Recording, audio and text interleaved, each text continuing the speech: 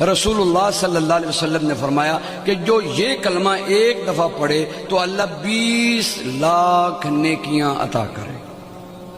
کتنی نیکیاں بھی؟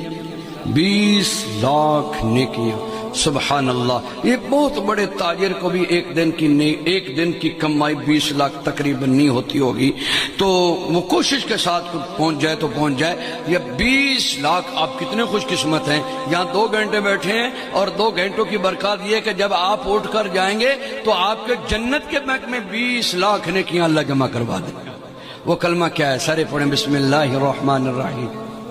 لا الہ الا اللہ وحدہ لا شریک لہ احدا صمدا لم یلد ولم یولد ولم یکن لہ کفوا احد۔